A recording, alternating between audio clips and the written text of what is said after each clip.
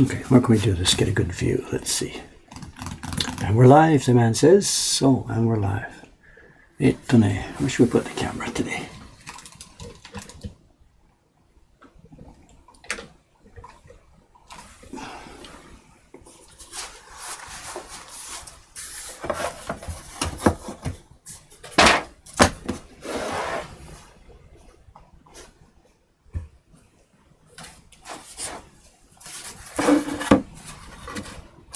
With an in pile and an out pile. Okay.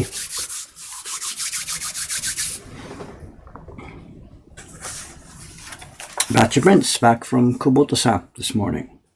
Yesterday, actually. Not this morning, yesterday. It's our Fly to Fantasy print. It's the latest batch from printer Kubota-san. And these are better than the last batch. We've cranked it up. I know.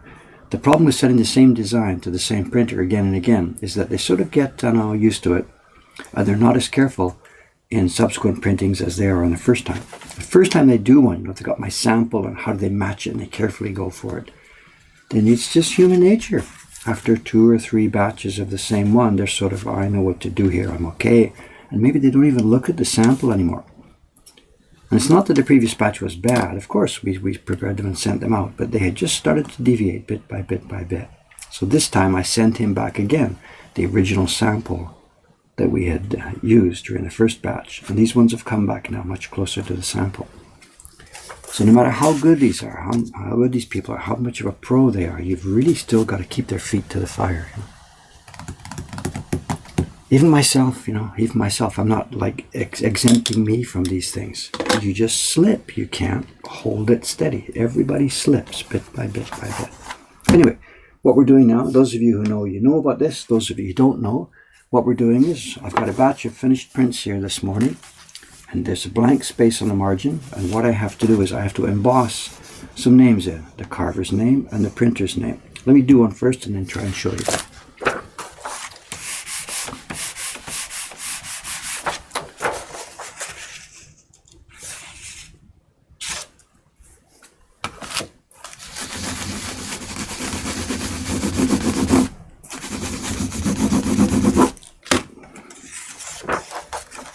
I'm not sure if this is going to show without a bright light. Let's see. There's now an embossment in the margin here.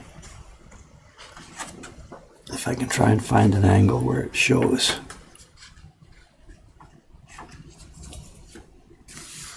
It's right here by my finger. It says Horiburu, Suri Kubota Kenichi. It's the carver's name, myself, and the printer's name, Kubota Kenichi desu.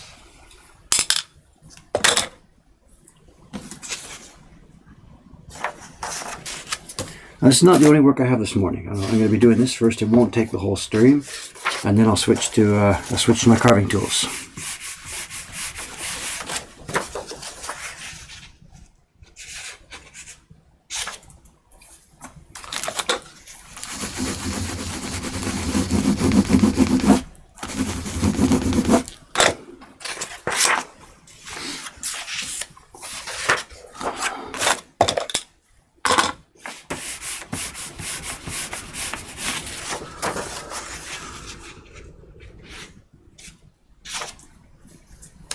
I guess I should update too, those of you who were with us yesterday.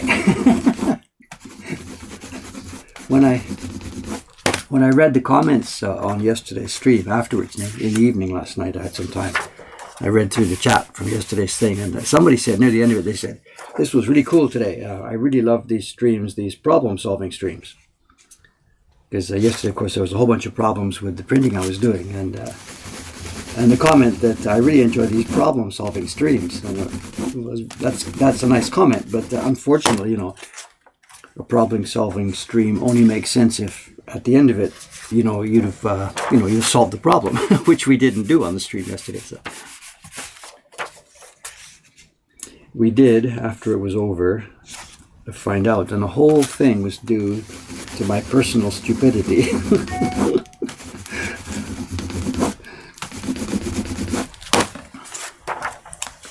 It was due to, does it make any sense talking about this? Were you guys here yesterday? I don't know what's happening here. So.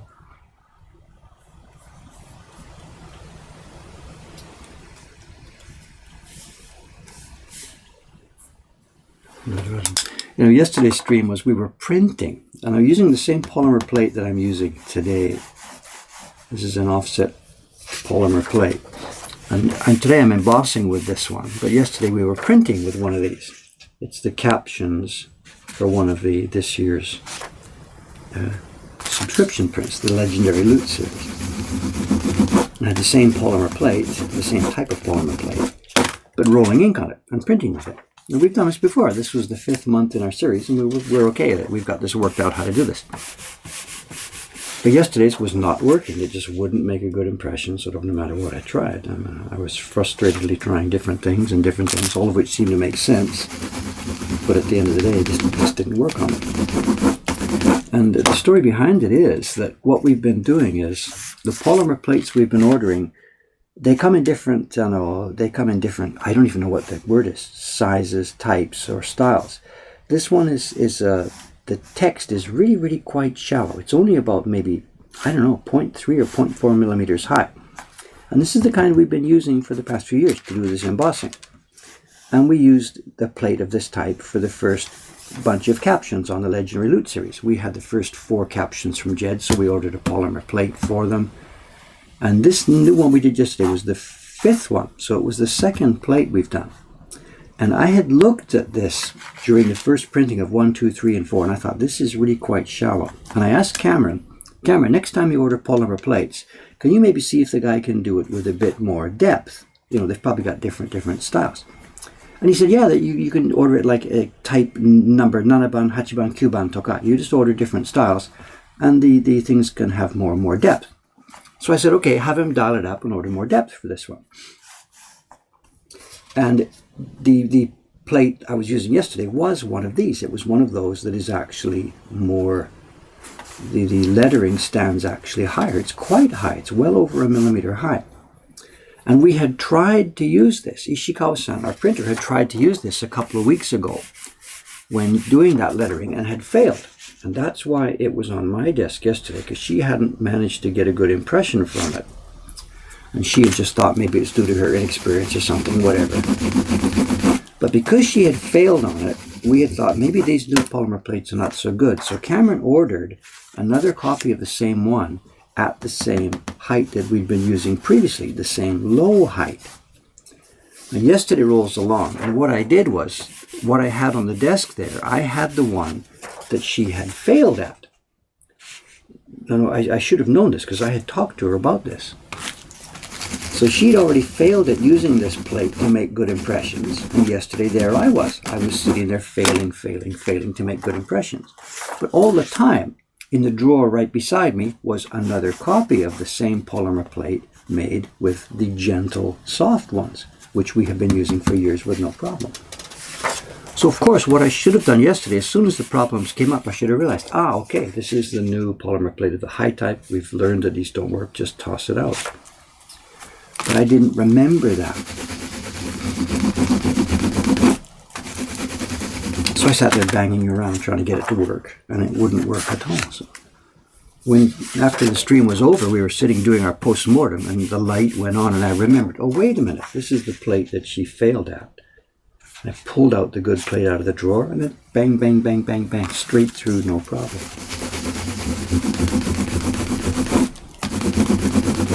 I'm sorry that we couldn't have solved the problem on stream, but we've learned then for our own usage that these polymer plates, the shallow kind, maybe 0.3 millimeters high, are really useful, and the higher kind, it gets about 1 millimeter high type, are frustratingly difficult for us to use. There may be a way around it, but we haven't discovered that. So.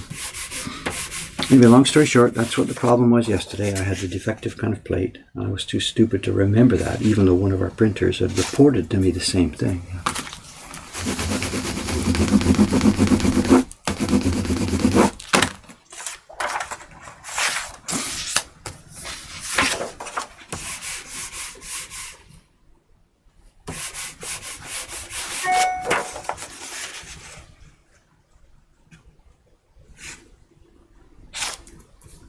Prints are nice. This is one of my favorites too.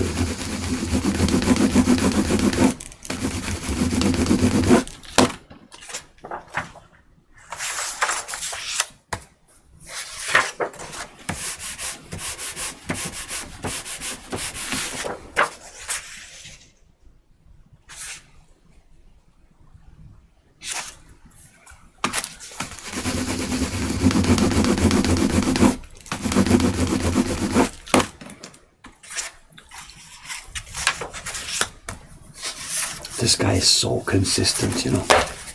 You look at these prints. I mean, the guy's a machine.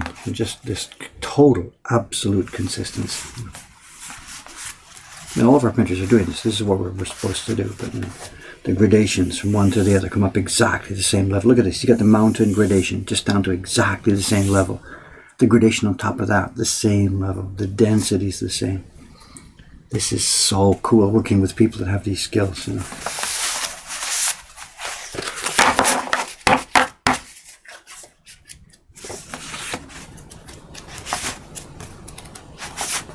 Look at this. Just, he's so good at this, you know. Just, it's the same level all the way across. This is so difficult. So difficult. Anybody can make one gradation. It's easy. You put some pigment on the brush, a bit of water at one end, bit of paste at the other end, chuck, chuck, chuck, chuck, chuck, chuck, chuck. And it makes a nice gradation. It's so easy. What's impossible is to get them all the same. You can't see where your art's hidden in the brush. You don't know how much you're putting on. It's all by touch and feel. You pull each paper up and you can see, it might be starting to move down a tiny, tiny bit. So your next one, you adjust it back just a hair. You have to look at each sheet as it comes off. Which way am I going? It's like driving a car. Suppose you had to keep a car right down the middle of this stripe on the road. You got to keep it on. It starts to wander one way, you turn it a little bit. Starts to wander, turn it. And if you're really good at it, you can just stay right on that line and just no visible turning.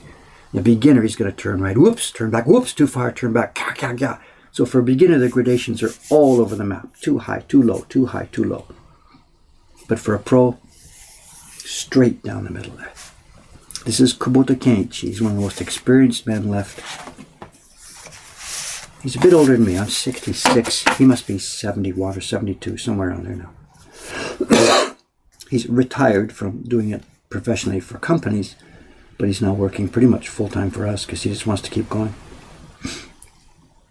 He's getting a kick out of these designs too, you know. It's nothing like he'd ever experienced before, and he's just like, what is this stuff, you know? He's not perfect. He's not God, you know. When I see this, when he sent the stack back to me, there's 3 or 4, which he himself, he's chopped the corner off. Chop. These are defective, not to be sold. We don't pay him for these, and he expects us, because of that, we can't sell them. But I was looking at a couple of these, you know, like, what's wrong with this thing? Why did he mark it as defective? And one I get, maybe, I don't know if you can see it. When we use our brushes, we've got brushes, you know, where's the brush? We brush our brush over the pigment, and it's made of hair, and every now and then a hair splits and a little bit of hair pops out and drops on the block. And when we're putting the paper on, if we notice the hairs there, of course we could flick it out of the way, but if we don't notice, there's a piece of hair on the wood, we press the print, ga, ga, ga, ga, ga, ga. When we pick it off, there's the place where there was a broken piece of hair. It's embossed in, and this print has one just below her chin. And again, I don't know if this thing will focus that close.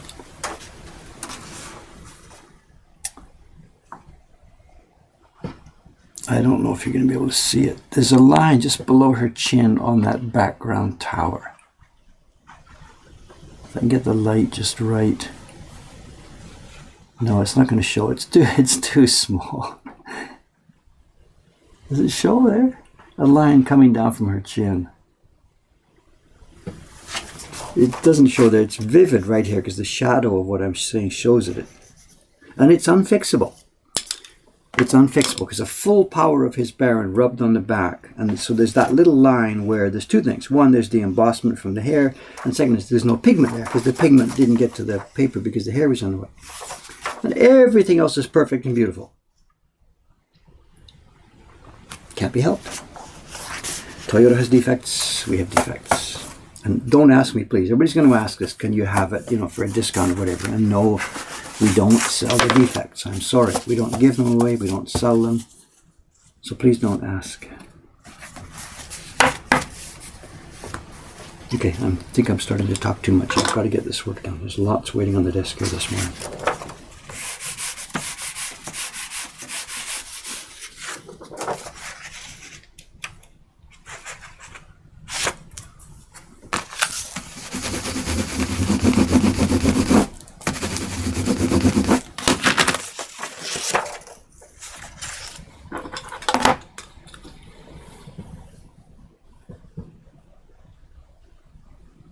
What's somebody talking about? I see the Patreon chibi print in the background. Are we carving corrections later? Patreon chibi print. Oh, here. Oh, ho, ho, ho, ho. Is this top secret? I don't think so. We are indeed carving corrections. We've got a couple of things here. In fact, let me change that. What I'll do then, if you guys want to play that game.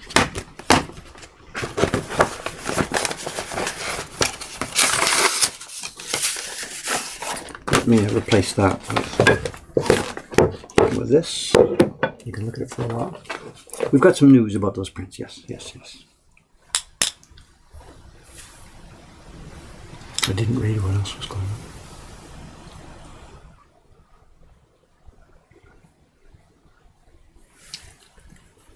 Yeah, the thing about those polymer plates, why the Thai one should be more difficult. We struggled with that. I had no idea. Well, no idea. Just a minute here. The ink rolling on seems to go the same. What we did was, because it's a little thin strip of lettering, we built supports on each side so that when I was putting the roller on, it wasn't just balancing on the top of this mountain. So it seemed the same. And then when I was rubbing as well, the Baron had supports both sides. So there really shouldn't have been any difference. All I can guess is that the type of plastic, it's a different type of plastic. So it's not just the height that's different. It's the composite or something is different. And it was a different color. This is a very pale yellow-orange, and that one was a bright yellow-orange. So maybe it's not just the height that's different in order to make it, have strong support and not squishy or something. They adjust the composition of the plastic. I don't know at all. All I know is that she couldn't make it work and I couldn't make it work, and the other one does work, so let's just cut our losses and go for it. Our intention is just to make some clean embossing there, not experiment too much.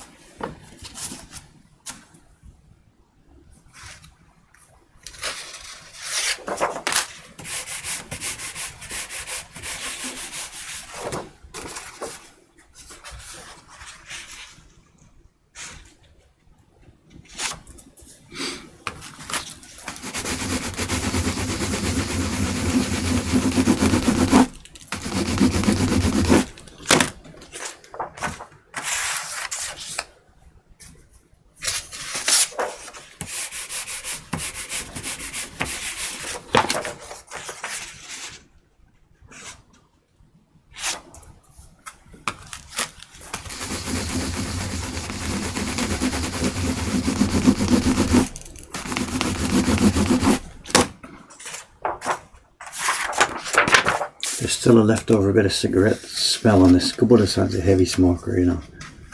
And every time almost we have to remind him about this. You know. Suga-san was with me when we opened this package yesterday. You know.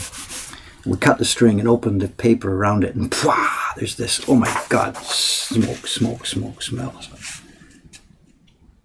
We've cajoled him, we've threatened him, we've whatever. You know. So they have to go through 2 or 3 stages of being aired out. We did it yesterday, but we were sitting there, you know, flip. This helps too, each one by one getting it. And our Ome staff will do it again. Before they can pack them, they shake each one out a bit to try and get the smell out of it. It's his age group, whatever. They just grew up smoking and sitting in clouds of smoke all the time. And you know, he just says, "No, I can't quit now." Blah blah blah blah blah. But whatever.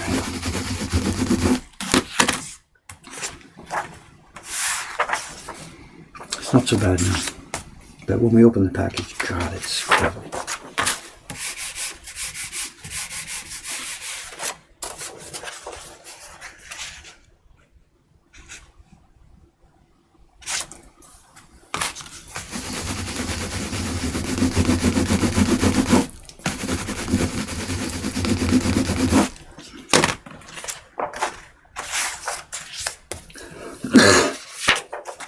There's actually other Ukiyo Heroes news today. I know I didn't get one ready to show you. I should perhaps do that.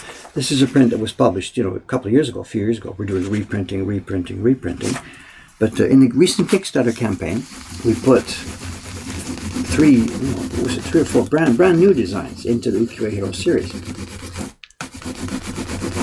And another one of them, the one that Jed called Meteoric Power, finished its first step of the journey yesterday and came to life. Yesterday, Suga-san finished the first batch of 60 prints. She did this embossing herself with her own name yesterday, and the prints went into the drying stack last night. So this morning, when I go upstairs up there, I can get into the drying stack and I will find 60 copies of a brand new Ukiyo Heroes print coming to life again. And they look really good. She was all over me. She's like, "Oh, they're no good. What am I going to do? I'm a failure. What am I going to do? These are no good." And the rest of us are just sitting here just laughing at her because they're fabulous. They're absolutely fabulous. And Chon-san was here, the young guy who carved it for us. And the 3 of us sat down together for a celebration picture. We sat there, me, the publisher, Suga-san, the printer, and Chon-san, the carver. We sort of just sat there looking like funny geeks while a few people took our pictures.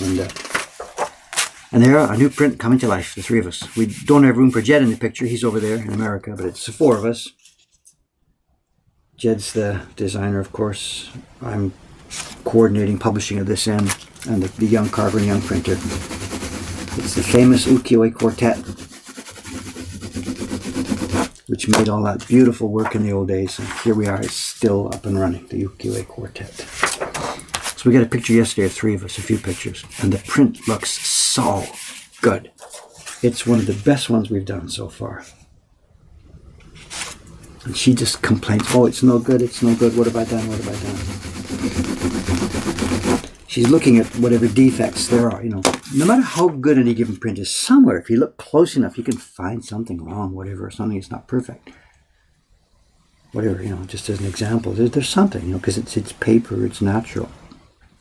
I'm having trouble finding something for an example, but whatever, you get my point. You can always find something that's not quite done as well as you thought it should be done. So, and she's focusing on that stuff. So, and I have mixed feelings. I'm happy. The fact that she's so critical of herself is great. It means they're going to get better and better and better and better. But it's also disturbing. All she ever says is, "It's not good. It's not good. It's not good." We just sort of laugh at her now.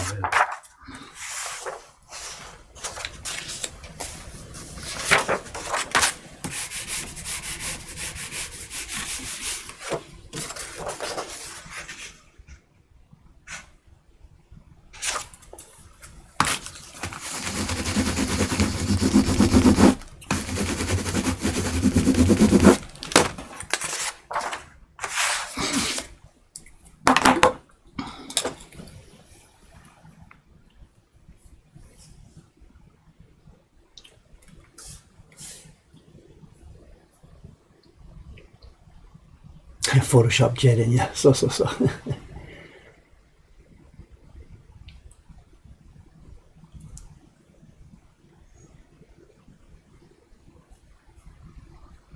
I asked about the book, that book of 10 that we made. The first 10, of course, are gone. Absolutely. Our idea, I mentioned this before, I know, when we have reached 20 prints, I think we now have 17. What do we have? We had the first 10 there. Then the Kickstarter campaign, we had 6 more in the Kickstarter, 16. And then we've got one more under construction upstairs, the Times of Burn Bright, 17. So when the next 3 after that are done, and we've reached 20 Ukiyo Heroes prints, then it's my plan to do another couple of those volumes again. We'll probably do 10 more of volume 1 and maybe 10 or 15 so of volume 2. So there will be more of those volumes coming in the future, but at the moment it's totally impossible. We can't just sit here and bang, make one, something like that. So yes, there are more coming, but if that's a guesstimate, each time we hit 10 more prints in the series, we'll do another volume. And at that time, we'll do another copy of whatever volumes came before. Got a little hole nose.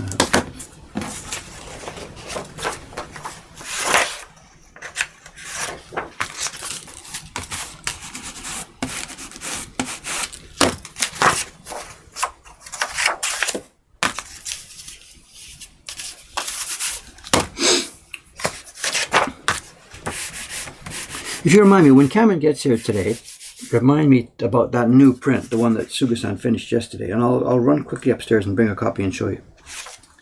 I'll forget, but if you remind me when he gets here.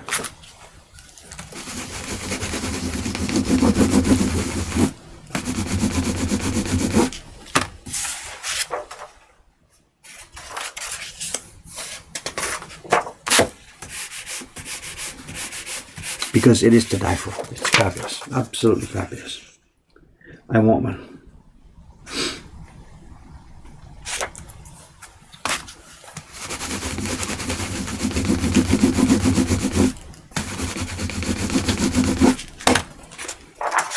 We had a funny experience with that. I should perhaps talk about it once we get the print here. One of the characters in the thing, the larger character in the background, has white hair. And how do you do white hair in an ukiyo print? You know, white, of course, we don't print white. White is a leftover paper. But if you just leave it as a white blank spot where his head is, it just looks funny and silly. So Jed drew it as, you know, whatever, gray hair against the black clothing, and it came out looking white, silver hair. Right?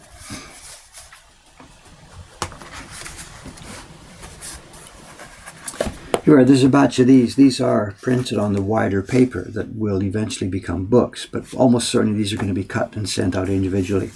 We can't keep up with the individual print sales at the moment, so although we are preparing some prints with the idea of being bound into a book, that's too far down the road, and we can't afford to set these aside now because people are still waiting for these prints. So. Anyway, they're here for now, but almost certainly they'll be chopped and sent as smaller prints. And the thing about the hair, we wanted white hair. Jed wants white hair in this character, so basically he sent the image through with a very, very, very light gray, which gives a silver impression. Now the problem for the printer is that in the early stages of making a print, suppose this was going on, suppose we're printing her skin color or something in the early stage of the print, there's no dark stuff around it yet. So you've got white paper, and you maybe print that skin tone, and your eyes trick you. Because the white paper is there, the skin tone seems to look dark to a certain extent.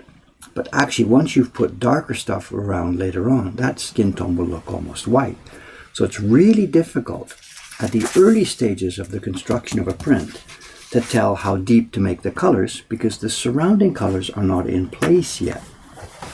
It's really, really difficult. And Suga-san, when she was doing the test printing on that one she just finished, she'd print that hair. And she printed it really, really, really quite too dark because it looked sensible at the early stage of the print.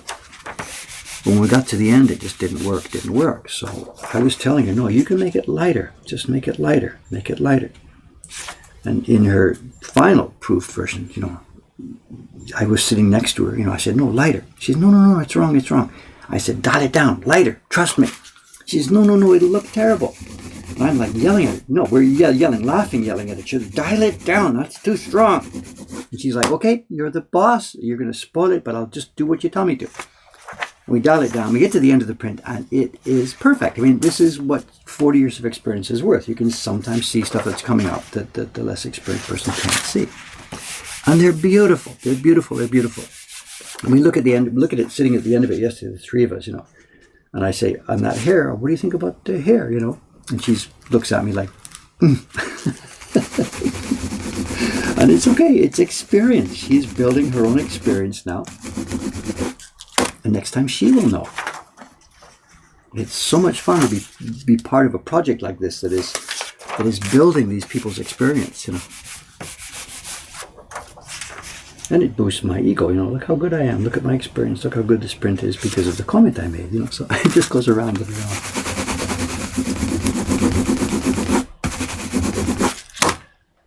Okay, hang in here, we just have about 20 more, so then I finish this and I'll get up to some carving.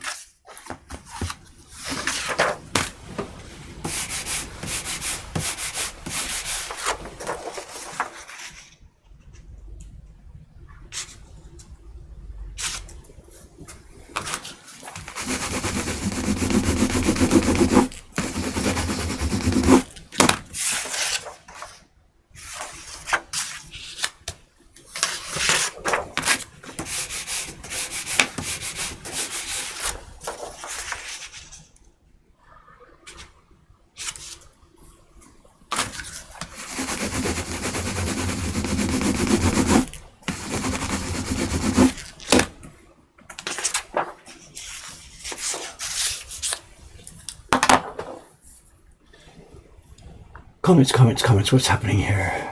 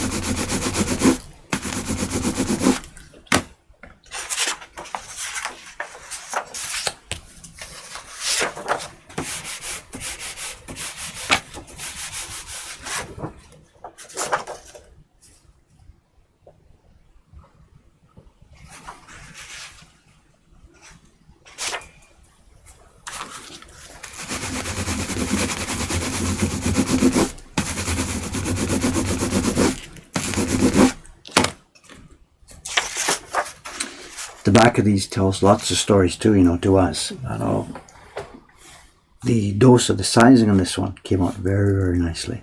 Recently, during the past couple of years, we've been struggling with paper quality and sizing and stuff like that. And we've gone back to using a brush for a while. I'm doing all the sizing myself for a while because we were getting a bit lost at sea.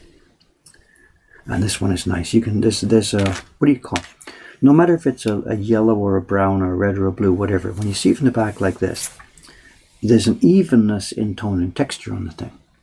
When you see it from the front, some colors are vividly brighter, vividly darker, quite different. Now look at this, it's a dark brown, it's a light blue. But we actually print it the same way. The same kind of mix goes into the paper. We're printing with pigment, powder pigment, plus paste, plus water, and a mix. And to make a good impression, the volume of mix has to be consistent to get pressed into the paper. But some of these are lighter and some are darker in tone. So what do? It's a question of how much actual powder pigment is inside the mix. When you look at it from the back, look at this. These all have the same tone, the same volume. They're different colors. That one's red, this is brown, this is blue. But they have the same depth and feeling. I'm struggling to find words to say what I mean here. But from the back, you can see what the printer has done. There's been the same quantity of stuff on the block that has had the same moisture, texture, and it's gone into the paper in the same way.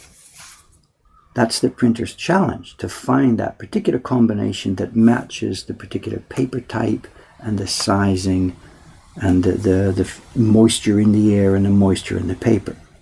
And if he controls these things well, then all of these impressions across the print have gone into the paper in the same way, in the same level of richness, and filled the in between the fibers the same way.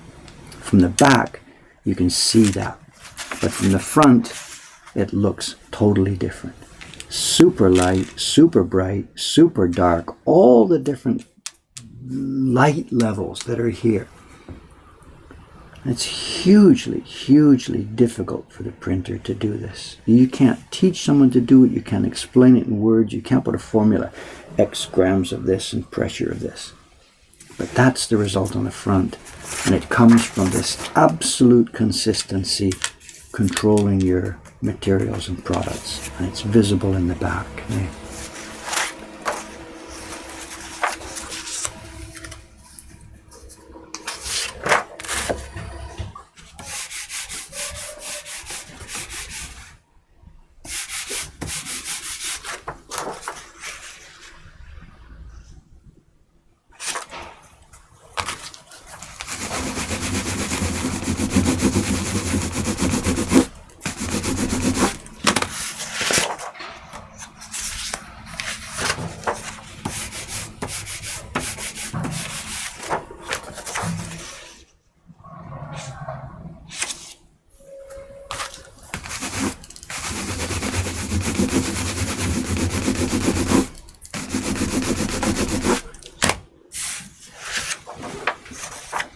Go back to that point again, just to reinforce one more thing, this is what was unknown to me totally when I was a beginner. I was thinking that something that was going to be light in the finished print would need not so much on the block, and it would need a little light pressure, and something that was going to be dark in the finished print needed lots of stuff on the block and bang, bang, bang, bang. And that's absolutely, totally wrong. There's no pressure difference. Everything gets full pressure to put the pigment mix into the paper. Everything gets a good rich texture on the block to go deep into the paper. It's a fundamental thing, Lighter color, darker color. From the back, it's all exactly the same.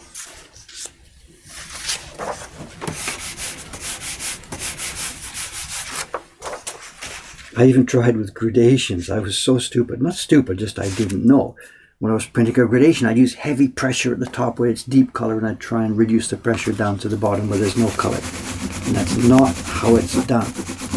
If I was printing this blue gradation here, it goes on the block and the same power, even down here where there's nothing. Print, print, print, print, print, print, bang, bang, bang, bang, bang, bang.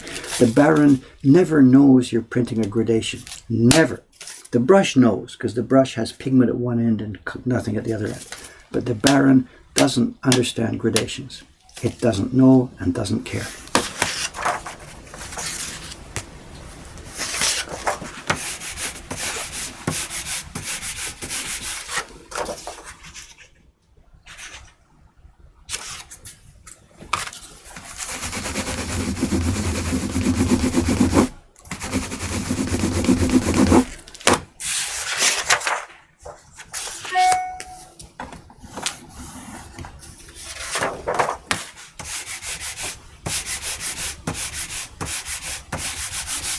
Someone's asking how many prints are usually in a batch. It's wildly variant. I know.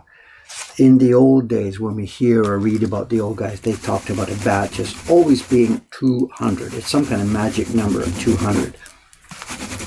I'm not sure I think that's true, because they didn't use decimal system back then, but whatever.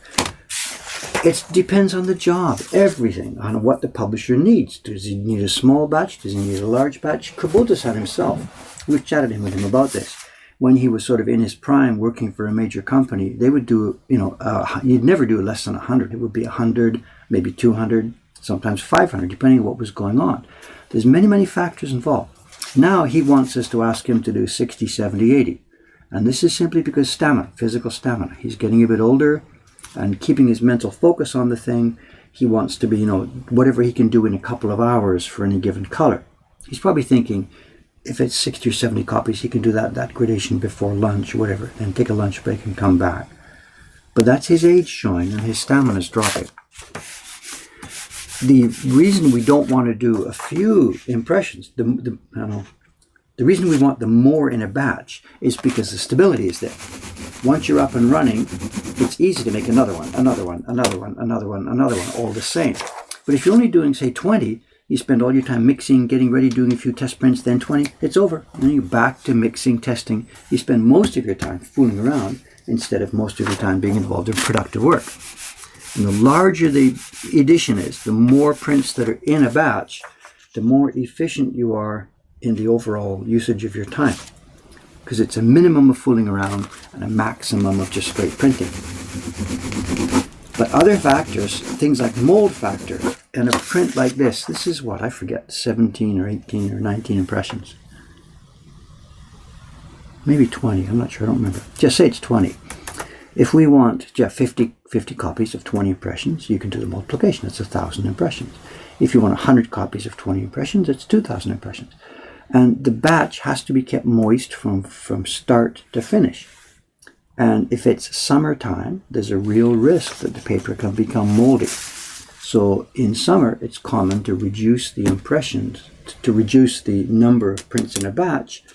Instead of doing 2,000, you do it 1,000 and 1,000. So the paper is moistened, dried, and finished, then start again and do your second batch.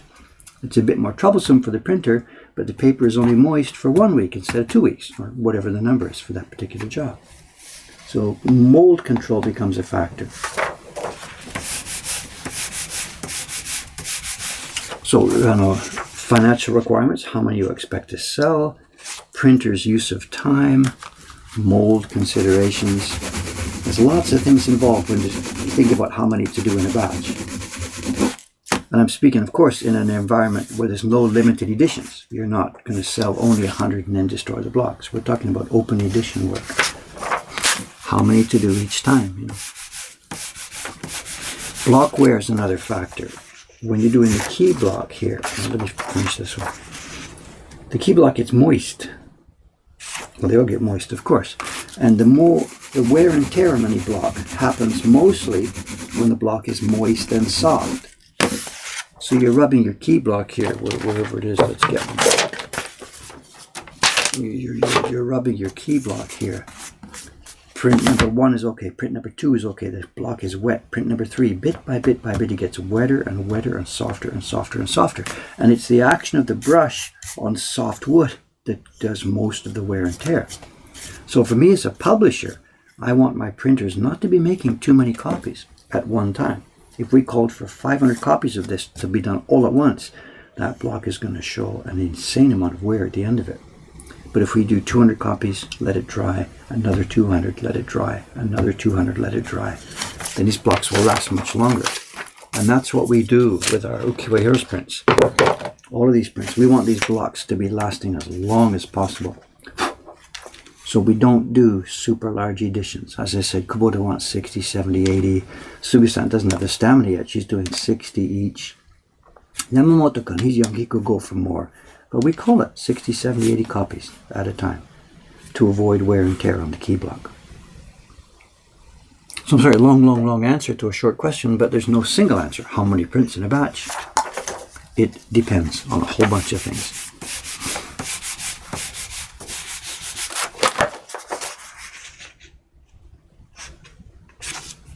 There's a few left here, another dozen or so, I think.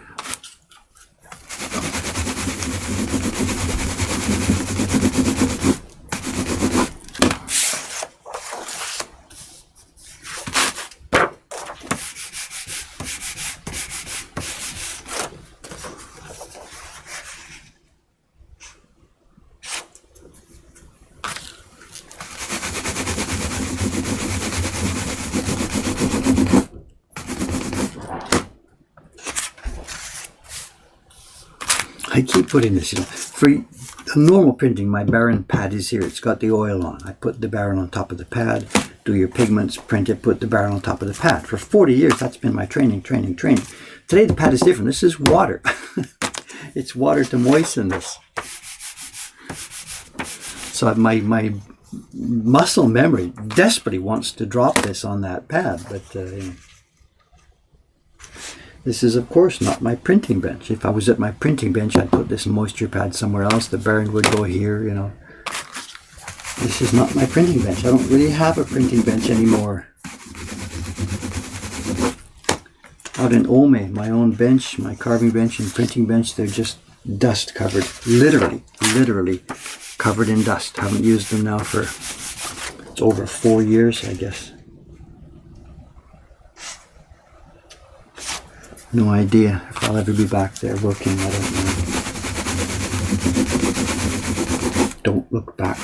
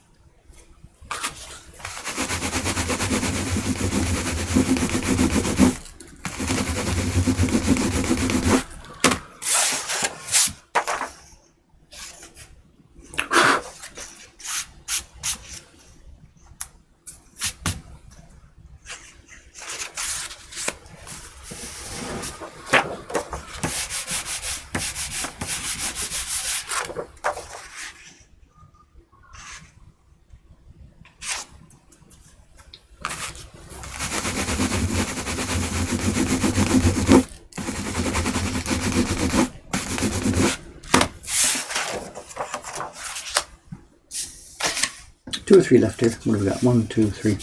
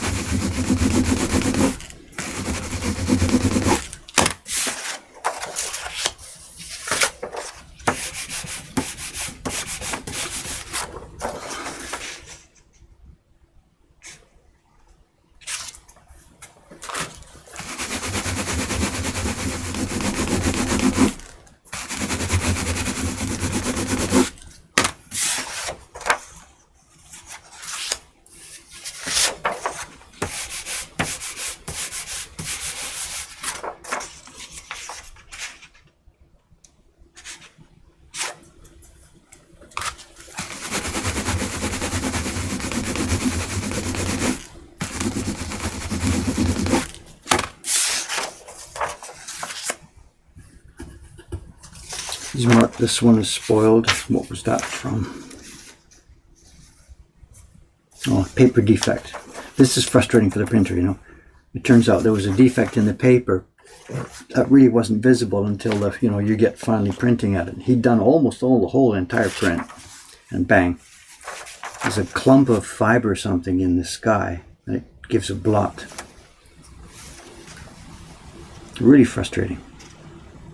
It's not his fault at all. We'll probably put this in the pay group. We know we pay him for the good ones, don't pay for the bad ones.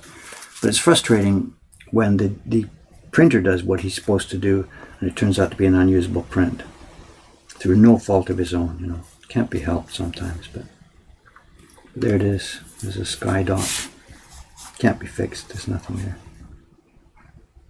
We could try and fix it, you know, you could sort of paint over it, but we don't play that game. We don't do that. I'll use my knife sometimes to dig out dots or something in the margin. You've seen me do that before. But we don't start reprinting and painting and stuff, you know. Oh, I see also, actually, no, he's got a bit of misregistration here. So this is a defect. Okay, that's that for this. Let's move on to the next part of my job today. What time is it? Cameron should be here in a few minutes now.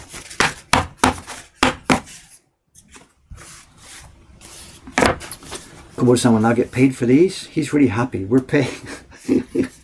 I don't want to throw the numbers here because I've put my own finances on the net any number of times, but I've learned that the people around us who we are paying or who we are buying stuff from, they really do not want some of this stuff open in public. So I won't tell you how much we're paying him for this, but it's probably double what another publisher would pay, because our philosophy is clear. You know, the money comes through, spread it out to the people who are actually doing the job and doing the work. We're fine. We're making enough profit. We're okay. But he's getting paid really well for this, so he's so happy to see these jobs come through. You know. And for me, you know, I just send out the blocks and paper, wait a couple of weeks, and back come these wonderful objects.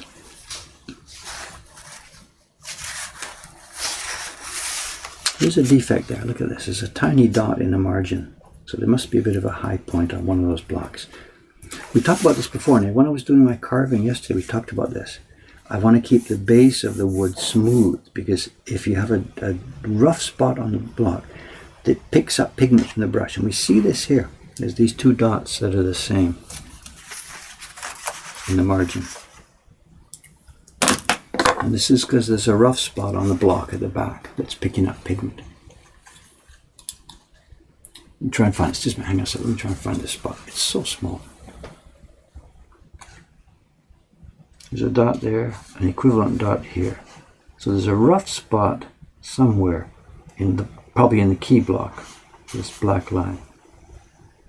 And that should be scooped out. Chup, chup. My guess is this was near the end of his print run. Pigment was starting to build up a little bit.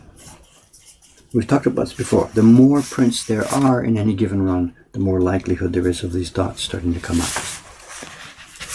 So before I send these off to Jed, I'd better go through. I don't see any more. No. Maybe he scooped it off himself. Okay, Dave, get to work, get to work.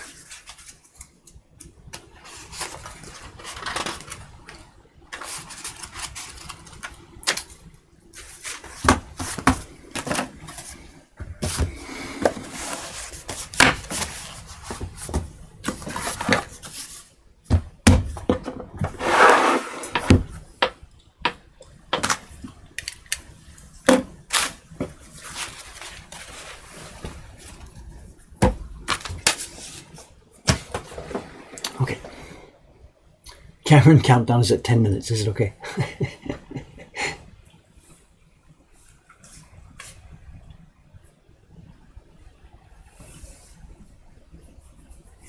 Wave reprints. The next batch of waves will be here maybe this afternoon, maybe tomorrow. But no, they're spoken for. The waiting list is hundreds of people long. Cameron will be, over the next few days after he receives the prints, Cameron will be notifying people on the list in batches.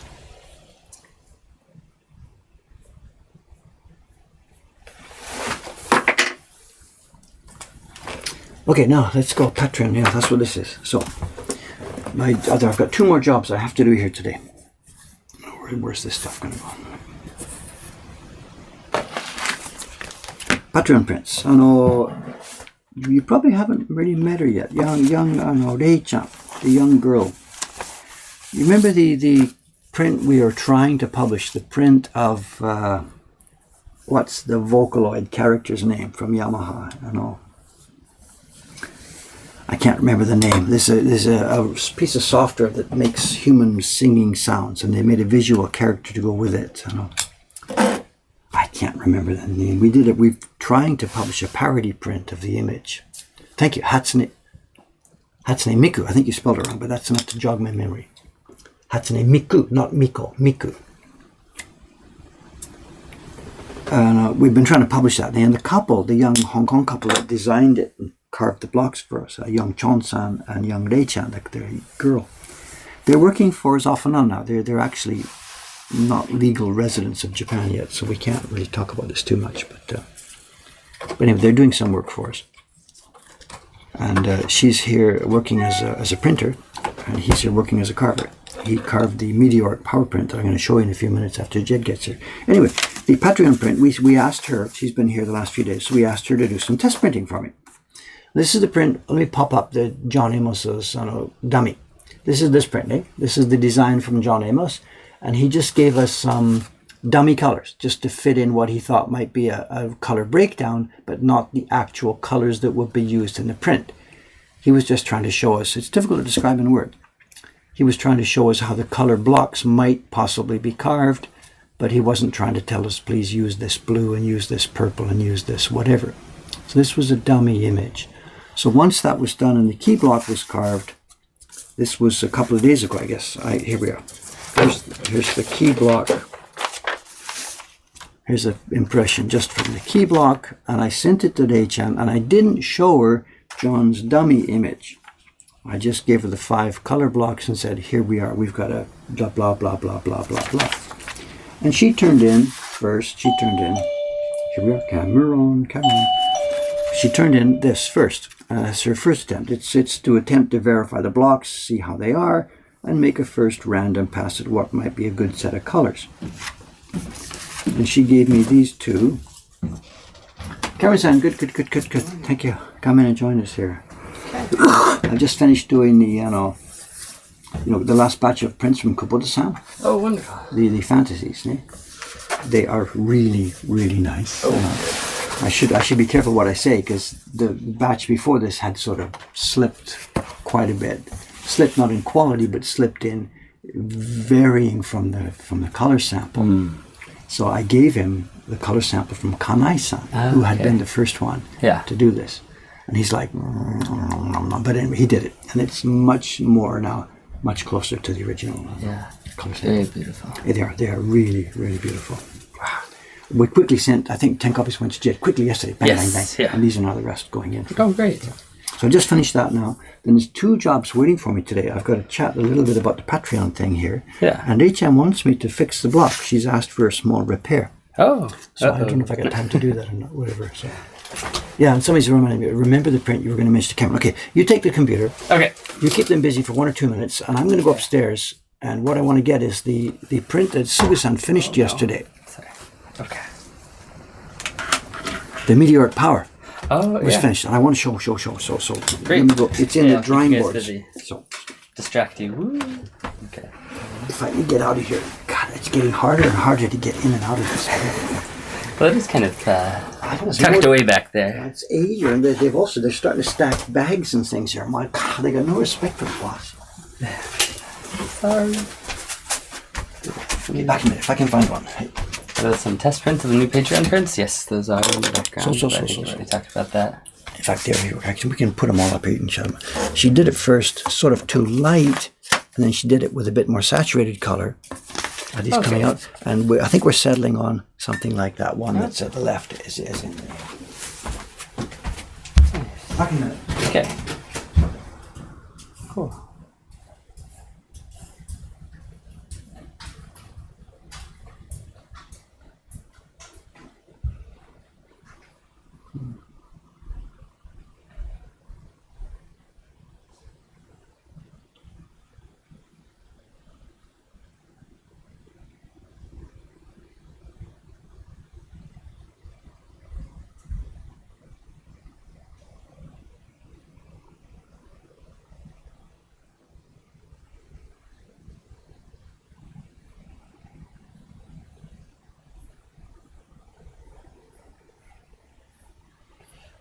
Oh, are you asking, is this ever going to be a print? The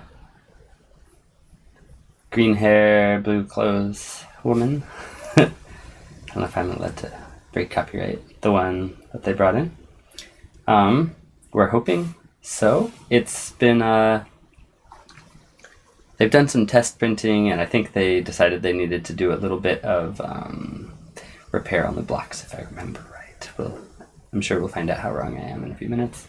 But I think that's what it was, and there have just been so many other jobs for our printers that it's been hard to prioritize a new print when they've already got such a backlog of prints that are already in the catalog that they're trying to catch up on.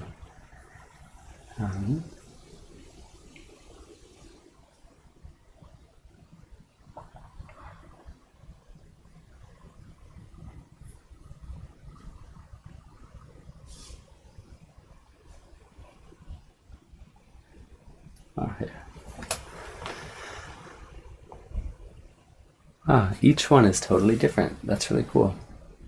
She did a really nice job with all the different colors.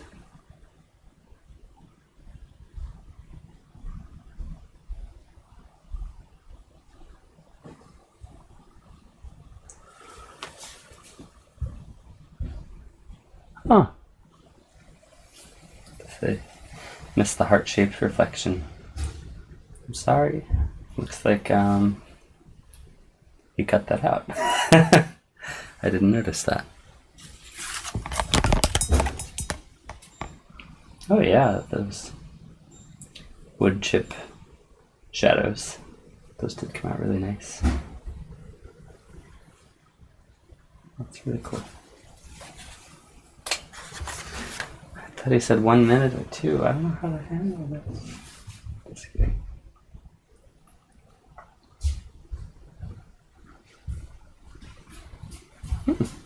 All right, no shading on the hands.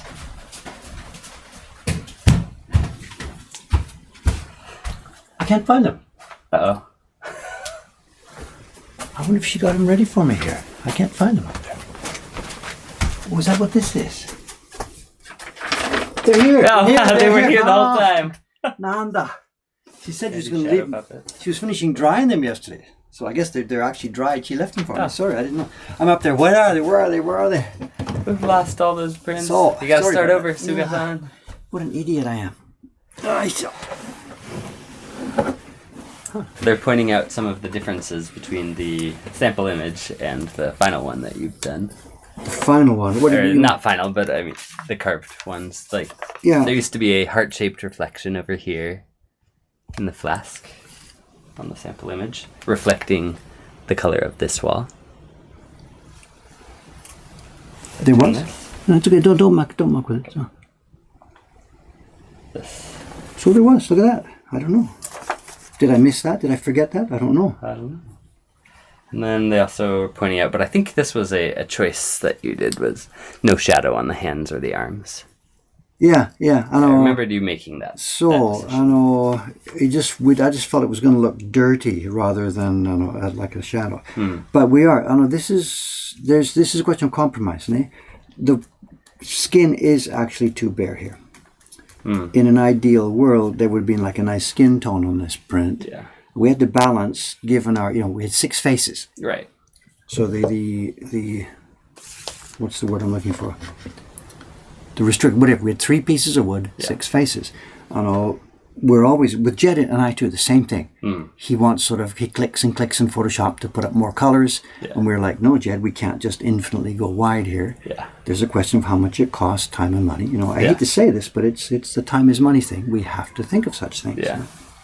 I can't just blindly go ahead and just keep adding stuff. Yeah. So the restriction was, what can I do with 3 pieces of wood with 6 faces? And we try and overlap how much. The gray that's on this concrete tone here becomes the gray around the shadow and the gray on the handle of the chisel. This kind of thing. We try and stack up as much as we can. And perhaps there was a better solution for this that would have involving a skin tone and something else. One idea there too, the skin tone could have maybe been the same tone as the bamboo, this and that, this and that, this and that. So when I think about, could this be a perfect print? Should it have more colors? Yeah. But what can we do within the parameters? So that's the word, within the parameters of what we could afford to do on this. Yeah. And also what we were finding was that we had way too many red-brown group blocks. There's the light brown, the dark brown. She tried putting this on the wall. It's way overloaded with too many colors from the same color group. Got it. The top one misses that. We've got blue group, green group, brown group. It's okay. The bottom one, even in the one we decided, is overloaded on red-brown. And the skin tone adds even more. The same thing more, with that. So. The other factor too, we had to make this not match, but we had to make this, remember there's a group, there's 2 more that are done, the previous 2. Yeah. Now they don't have to, the same color can't extend from one to the one, but they've got to look side by side sensible. So now I don't think I have one here to show. The previous Patreons, the 2017 Patreons. It was the printer image and the image of the tree being held up, which had some green. So we do have to keep that in mind too. And she had those 2 by her side when she was doing the color balance for this. Then what else here? It may be visible or may not be visible here, but she did a test print here. And when you're doing test prints, there's one difference from when we do normal prints, in that the paper tends to get overloaded with water and stuff. Normal printing is you might do this green one morning, go for lunch break, come back, and then do the blue down here, different part of the paper. You never saturate or attack too much of the paper at the same time, all at once. So, and then it sleeps overnight, you come back. But when you're doing a test printing, it's all done within a few hours. You're banging, banging, banging, banging, banging. Yeah. So the paper tends to get distorted and twisted a bit. So you never look at a test print as being a registration test. I don't know if you can see it here. But no, I think you have to zoom in a little bit. It doesn't really more, matter. But the point, some of the colors here overlap the boundary lines. The colors are not within the lines. It probably won't focus, but those desk colors are bouncing in. Oh, yeah. You can see a little bit. And it looks like, okay, wow, we should get the color block out here and trim it back. No, not at this point, because this is not an accurate test because the paper was distorted here. I learned this through bitter experience. I do my color testing. Oops, look at that. Wow, get the block out, trim it back, do my real thing. Another block's too small because the paper had been distorted. Right. Whatever you learn at this point, do one thing at a time. Yeah. This is simply a color balance test. This is not a registration test or anything like that. It gives you a basic idea of what it might look like. What we've done. What the colors will look like, but and we've made not worry about the fine details. And she started already. She's printed the key block of this already yesterday. Oh, nice. Okay. And this morning she will start. I gave her the go-ahead. Here, wait, let's do this. So she will make an edition that looks like this. But does that need trimming or not? We don't know at this point. Because that overlap could be because the paper was distorted, or it could be that block I just cut it a little bit too hard. So what she will do now today is I'm standing by. I'm going to do my normal work here today. And she's going to start printing, and whatever, if she starts with the green block, for example, I don't even know what it's going to be. She's going to do 1 or 2 or 3 sheets on this nicely primed good paper, and she's going to look and see if that's okay. And if it's off, Dave, the call will come, and I get up there and I do my trimming, and then we go ahead. Yeah. So you can only do registration trimming when the paper is really nicely, properly prepared and going forward. Okay. And it could be, I'm not bad at this, it could be that my blocks actually are totally okay, and that this overlap is a result of wet paper. Yeah. Or it could be another thing. I probably shouldn't admit this because I'm supposed to be a professional here doing this on a professional way. Normally, when we do color separations, we've got our key block. We think about what we're going to do for colors. I'm going to need 5 blocks. We print 1. We print 5 of the color separation sheets. And within as short a time period as is physically possible, certainly within an hour, 2 hours, 3 hours, we do the color separations, get new wood and paste them down. Because every minute that you wait with a color separation sheet in your hand, cloud goes in front of the sun, it starts to rain, the humidity changes, that sheet expands or contracts, and now when you paste it down, it's a different size, and you are hosed. Because the whole color block is expanded at a different. So we never, and I mean never, in capital N, capital E, capital V, blah, blah, blah, blah, blah, we never wait more than a few hours. Now, these people who are watching the stream, they know, wait a minute, Dave, it took you a week to do this. You did your color separations, kept them here, pasted one down, carved that. Next day on Twitch, pasted it down, carved that. So for the benefit of showing the people how this worked, I broke one of the prime rules. I kept these sheets here on my desk before I pasted them down. Got it. So we'll see how it goes. So, I know, what's the word? Playing with the dice, Yeah. A couple of things are in my favor. One, the sheets I was using for the color separation was good, strong paper. It wasn't stuff that danced when you just looked at it carefully. Yeah. Also, we're using plywood blocks. They don't expand, contract so much. Yeah. So I thought, I think I'm okay with this. And then yesterday, she shows me this, and I think, Are we okay with this? Are we okay with this? Because what it shows is that whole color block, it looks like the whole color block is just a little 0.5 millimeters too big. I'm thinking back, when I took the color separation sheets, was it a nice, bright, sunny day? When I pasted them down, was it a rainy day? In which case they would have expanded, and now the color blocks are a little bit too expanded. Dave's a maverick. He's a loose cannon. Let's not go there, okay? And well, you're funny, because if it was a carver working for me upstairs who did this, I would be all over that guy. What the are you doing? You can't do that. Don't even think about trying such a thing. You're showing off because you're so cool. Don't do it. I want that thing made and pasted down. And next time we're going to get a stopwatch and do this. I would hammer the guy for this. And here I am. I've played with fire here. And when I saw this yesterday, or the day before, let's not go there.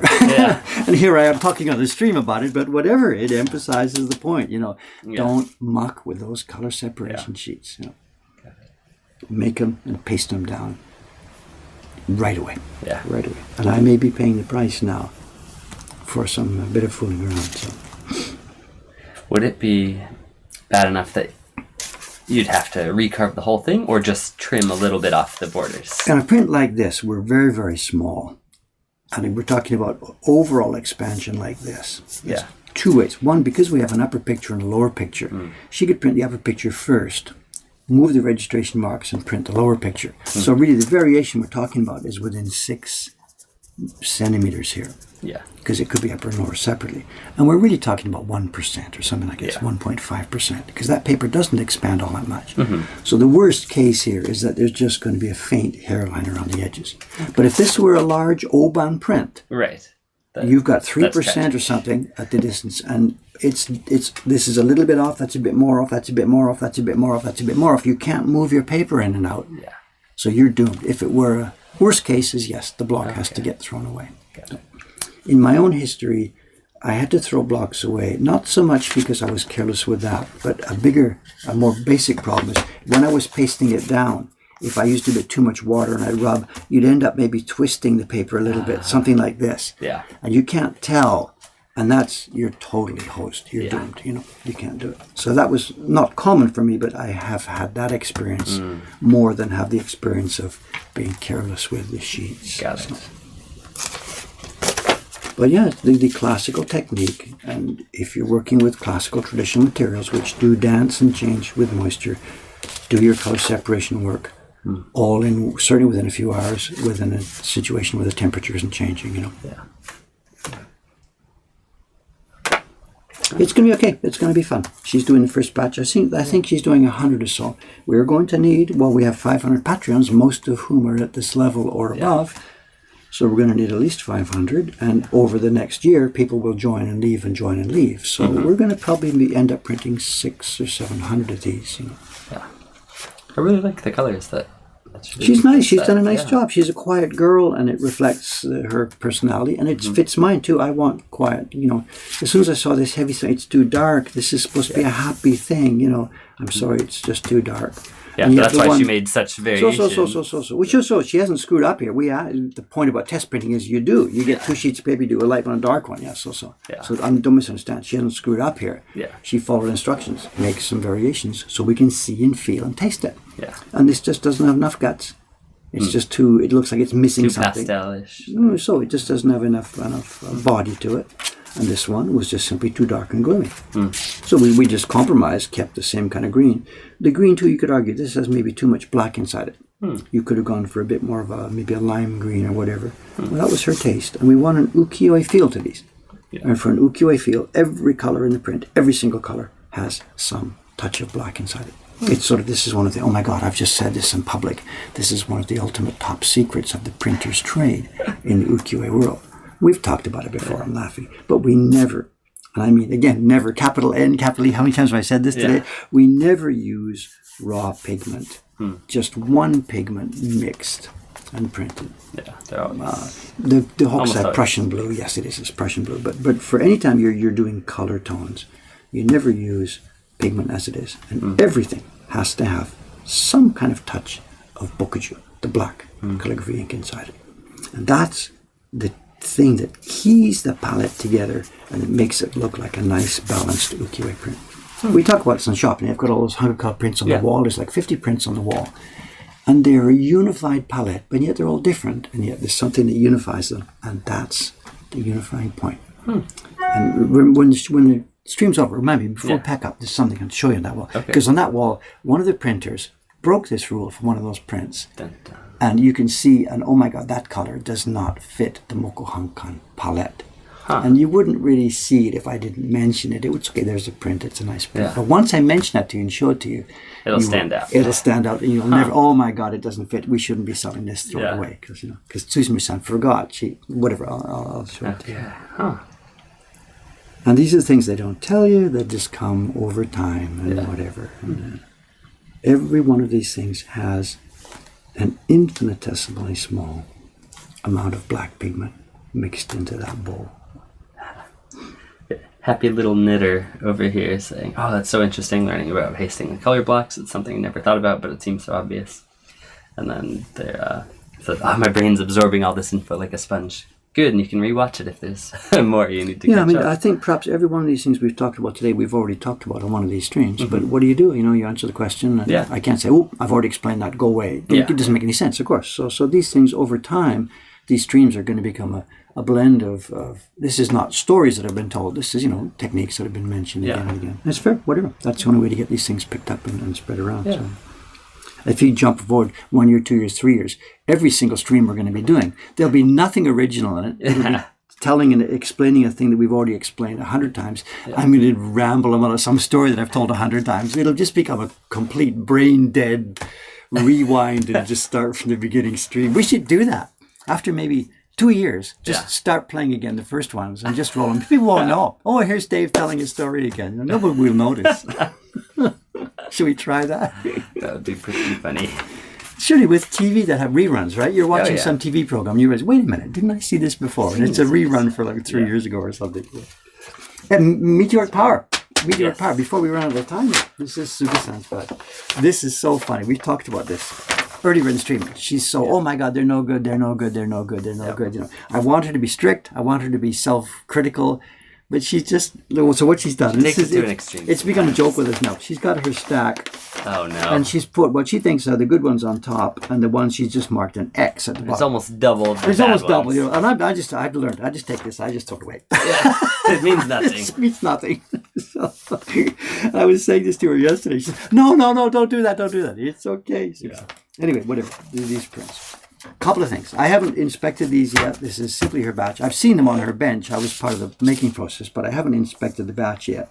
But I can tell you right away. One thing that's going to be the same here with Kubota-san's print a few minutes ago, I just cracked the pack like this. I went across just to show number one thing, consistency. Yeah. This girl already, I call her a girl. It's okay. She's young. It's fine. Young woman, whatever you want to say. Look at this. We are... Am I on screen? I don't know what I'm doing here. Yeah, they're all lined up. Consistency. You can just crack the batch at random and look at this. The depth of color tone. Same. It's just the same. I don't know, whatever, if I find some way this gradation problem. They're not. They're just fine. She's just... Oh, look. That one's... Look at this. Inconsistent. Suga-san, you're fired. I mean, these are just so freakingly consistent. It's beyond belief. They're not perfect, but my God, they are so good. And yesterday when she was bowing her head and, oh, I failed again. When am I going to get good at this? And that's literally what she says. Oh, when am I going to be good at this? And we're just laughing at her. Suga-san. And I asked her yesterday, Suga-san, just sit for a minute. You know about the printmaking scene here in Tokyo.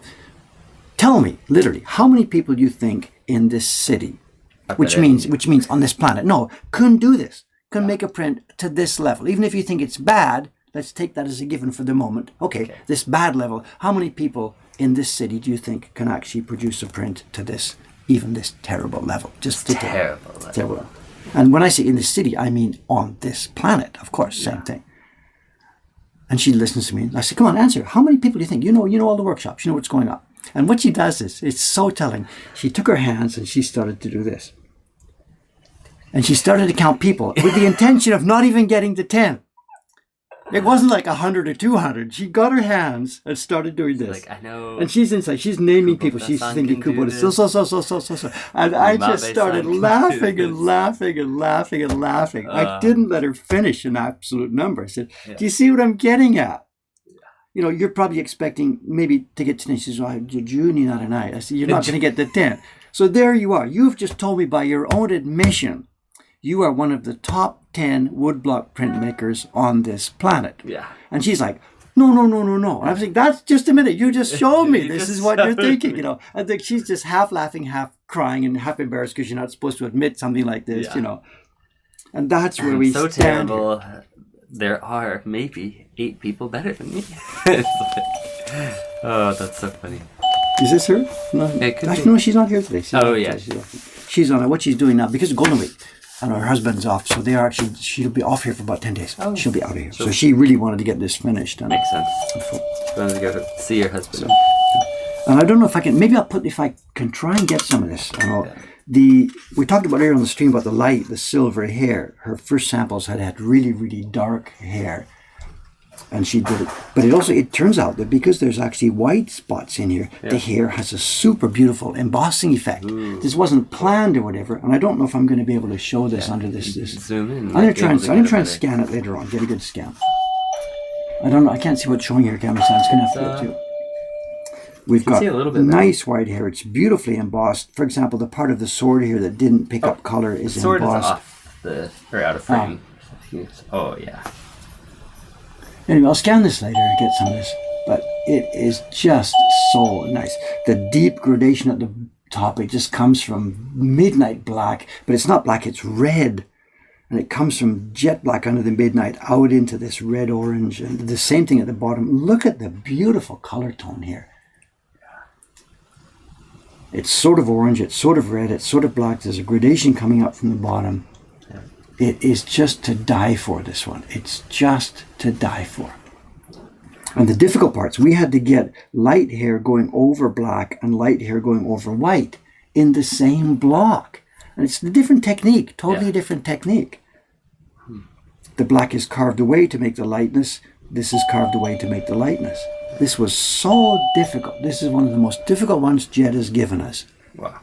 And Chon-san came through and Suga-san came through. And it is just wonderful. The embossing on the hair, that must have been hard to get that, the Kento, what is that, I can't get it exactly lined up because it's so many thin lines. Well, it's this, so. I mean, this white, remember, this white is not printed here. This white is because we're taken away from the background. We just printed red and printed again with a gradation. This is insanely different. When she saw this, she's just like, oh my God, what are you asking me to do? Are you crazy? Yeah, are you crazy? Literally, so you're crazy. Ohayou Kai-san, gozaimasu. look, good. Suga-san's print, the show. Yes. Okay. So, let's see. Wisconsin 1980 has a question. So I'll scan it later, try and get a good close-up. But for now, here it is. Now, something else too. This is the first batch. I think we gave her 60 sheets, and maybe there's, I don't know yet, there's 50 or so good ones. But that's not even enough. To Kickstarter, there were 59 people who ordered this one through Kickstarter. Wow. So they're not even covered yet. So these are going to go to Jed later this afternoon. He will sign and seal and send them to Kickstarters. Yeah. But not everybody will get one yet. She's now started her second batch. Got it. We talked about this earlier in the stream too, how much stamina she has. She can't do, 200 all at once. Yeah. So it's batch 1, batch 2, and then when that's finished, it'll go for general sale for people ordering. So I can't ship this, just yet. Just not available to the public quite yet, but it's coming. Well, her second batch has enough for general sales, and Jed will be putting it on his website first, and then sending a few back to us for our shop. After he's signed. So it'll be easily well over a month before these are in our shop here. Okay. But shit, this is so good. This is so good. Yeah. I tell you, I shouldn't say things like this, but this is one of the ones that's going to go into the books, the history books. Yeah. This will be seen, whatever, 50 years from now or 100 years from now when we can't do this anymore. This will be seen as, oh my God, there it was. This was the last gasp of ukiyo, We'll see. Question from Wisconsin 1988, but I'm not sure exactly if I understand it. He said, colors not matching. Isn't that important to decide colors before carving? For example, the top one, right wall, and the glass have the same blue tone, but the same... We're talking with the pattern print. Yeah, I think, jumping back, sorry. But a print, same wall has same brown with chips? I'm not sure Well, there's a question. We overlaid stuff, eh? I know, for example, left wall and right wall. This color left wall is under the right one, and then this picks up a darker tone because it's the shadow from the gray concrete here. And we have the same on the flying chips. There's a base wood tone, which is here, which is the same as the base bamboo tone. And then there's a second wood tone going over top of it, which went over this. And there's a third tone at the base of the chips, which was the gray. So we've got it's the 3 layers here. The gray one is not so visible because we had to dial the gray down, otherwise it was too strong. So I'm not sure what the question is. I know there's many overlays here. I know. So which colors aren't matching? I'm not sure what. So I don't know the question. I'm sorry. Matching, you mean lined up or something, or what's the question? Yeah. This, if you're talking about physical registration problems, it was the base wood tone. No, it was the over wood tone, the darker wood tone, which seems to be sticking down too far. and the blue. There's a blue here. It's coming up into this. Okay. And there's one here which is a carving mistake. This shadow on the handle is cutting into the fingers. And that's clearly a carving mistake which has to come off. Got it. Ah, you mean the printed colors versus the original colors of the image we had on here. That was a total Dummy. Those decision. were dummy. Those are just example colors so you could see what areas might have. Yes, John wanted simply, he wanted to show zones, that's all. That wasn't any intention for being the colors in the finished print, that's all. Good morning, hello. Yeah, so these weren't the planned final colors. They were just showing what zones could have, or detach what zones. Basically. John is an experienced printer. He could have designed colors from the beginning, but he thought it was best just to leave it to us. He trusts us completely. What we wanted from him was a concept. He did that. And, if he had designed colors for us, it would have had to go back and forth, test printing, adjustment, test printing. He's 8,000 miles away, so he just left it to us, and we're quite happy for that. Yeah. So I hope that helps answer the question. Thanks. Mernrem, it's a palindrome, but I don't know how to pronounce it. Mernrem is asking, what kind of pigments do you use in printing? The red and black are so rich on this one. I'd love a stream about colors someday, so that could maybe be a topic for another.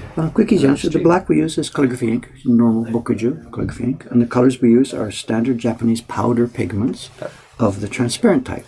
They're called suihi in Japanese. If you're in a Japanese pigment shop, you're looking for kona enogu, powder color, and suihi, which is the transparent watery color types.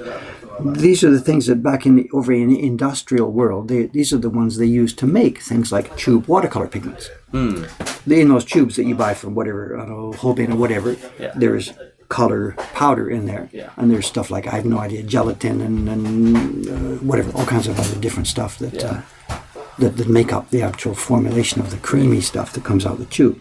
We just use the powder by itself. And water. Some of them, they need a surfactant. When you put water in the bowl, they don't dissolve because the pigments are too small and hard.